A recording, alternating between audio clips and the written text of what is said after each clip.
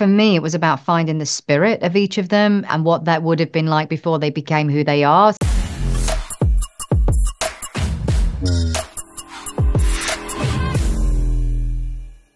Welcome back to a special episode of the Blerd Girl podcast. I'm Karen Mahorn, aka the Blerd Girl, and my guest today is FMadameWeb Director S.J. Clarkson. Now, I want to take a moment to thank this episode's sponsor, Columbia Pictures FMadameWeb, for their support. Now, if you're completely unfamiliar with FMadameWeb and you had no idea there was a movie coming out, let me give you a brief explainer. No spoilers here. FMadameWeb centers around Cassandra Webb, played by Dakota Johnson, an EMT who develops the power to see the future and forges a relationship with three young women bound for powerful destinies. Julia Carpenter, played by Sweeney, Anya Corazon, played by Isabella Merced, and Mattie Franklin, played by Celeste O'Connor. Also, this guy is not Spider-Man. He's Ezekiel Sims, who is hell-bent on taking these girls out before, well, they take him out. Now, you gotta remember, this is the Sony Marvel universe, not to be confused with the Marvel Cinematic Universe. All caught up? Let's get to the interview.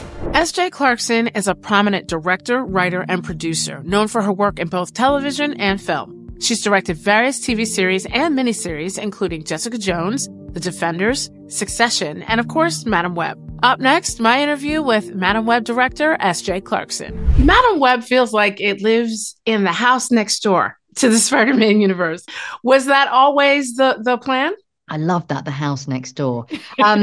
That's great. Look, FMadameWeb is definitely in her own world. She's her own person. And I think that was one of the things that excited me the most about it. It's a no homework movie. You don't need to see lots of other things before watching this. You can come to it fresh. You absolutely can come to it fresh. However, of course, you know, everybody's talking about all the different Spidey characters and all the different universes. And there's so much to pull from in the comics.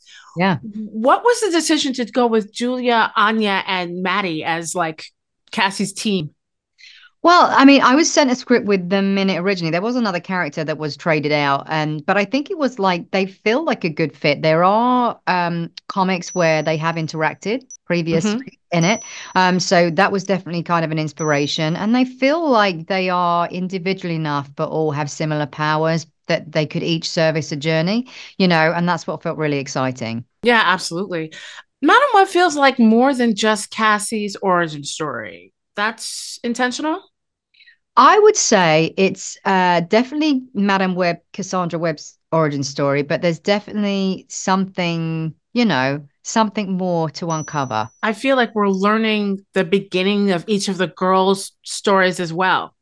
The essence of who they are, for sure. I mean, I think that's what was so fun. I mean, you know, we talked about sort of the comics earlier and sort of where she's from. You know, there's so much richness. And for me, it was about finding the spirit of each of them and the characters and like, how can we infuse that and what that would have been like before they became who they are. So you're taking elements of it in the potential of building them up. Now, most of the movie takes place in like 2003, early aughts. And Cassie's in her 30s, but the girls are teenagers. Mm-hmm. Why that age difference? Why that choice? Well, I actually think it's really interesting, the sort of that there's often things with parents, you know, with grown-ups and teenagers, and that void that, you know, between it and the sort of that chasm of years where it's like the experienced and the youth. And I think there's something quite interesting about a closer age gap where you're kind of similar, but you're far enough apart, you know, and I thought that was an interesting dynamic that doesn't get explored too often. No, absolutely. Especially between women.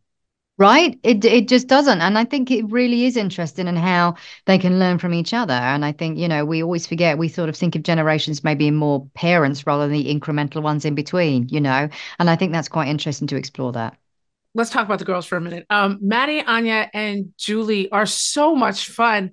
How do you cast for chemistry like that? Like, what do you look for? Well, chemistry is the key word. We had chemistry reads, you know, each of them auditioned individually. And then when you think that you've got sort of the group, you put them together and see what happens. And so we're wonderfully blessed in having some chemistry reads with them where we'd sort of be in the room, we'd take the scenes, we'd pull them apart, they'd each improvise a little bit. I'd give them scenes to improvise with each other that sort of looked at their characters and who they are. So, you know, as it went on, you know, we were able to see this chemistry come together. And it was actually, you know, I fought to get a second one because on the first one, Celeste actually got COVID, so she couldn't come. They had to stay home. And so I was like, we were trying to do it with them on a Zoom. And I was like, so Celeste's on the Zoom and those two are in the room. And I was like, there's no chemistry with a computer. This is just not working. So I came back down to New York, I think a couple of weeks later or 10 days later. Celeste was back up and running then, came in, and then that was it. We worked together, and the three of them just were extraordinary. And our costumes were cool too. Oh no, they're pretty good, right? Did you make the decision to sort of change Julia's Spider Woman mask to be a little different, or was that just costume design? Well, I think, our brilliant costume designer, Nyla Dixon, came in and went through all the comics. And, what I've discovered is, Madame Web looks very different depending on which artist was drawing her, and all of the characters the same. They change and they evolve over the time. So it's sort of like, you get to look and cherry pick and, how can we find the best bits of the costume? And also, how does it suit the actor that we've got? Because there's no point imposing something on the actor if it's not going to work with them. And it just felt like they fit. Speaking of costumes, there were moments that Cassie was walking around the city kind of low angle in her leather jacket, and it made me kind of think of Jessica Jones walking around the city, low angle in her leather jacket. I know you worked on that show. Did you bring anything from those series to this movie? Well, the sassy, abrasive, slightly on the fringes and the marginalized. I guess I relate to both those characters personally. So I probably built a bit of myself to both of them, really. But yeah, without doubt, Jessica was what an amazing opportunity to have that as the platform. I loved the world of Jessica Jones. And, that I think was the first time that I realized you didn't have to necessarily sort of have all the suits all the time to make a great superhero.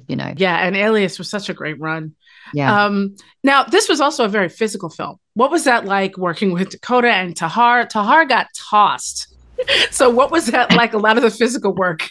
Do you know what he did? And, that's why I love Tahar, because he really got thrown around the most and he was wired and flung against the wall. And, the girls kicked the shit out of him. So, they did a good job with it. And he really went for it. He did so many of his own stunts. I was really impressed. He did an awful lot. We did have Remy, amazing stunt double. He was fantastic. But, Tahar put himself out there, and they all did. There was rigorous stunt training. They all put wires on. We did an awful lot of stunt work, and DJ did a lot of her own driving. Not some of the big stuff, but she did an awful lot of her own driving. She's actually an excellent driver, a real Wow. precision driver. Yeah. Oh, wow. I didn't realize that. Yeah. Were there any stunts that really made you nervous? Like, what was one that really made you was teeth grinding, but in the end looked really amazing?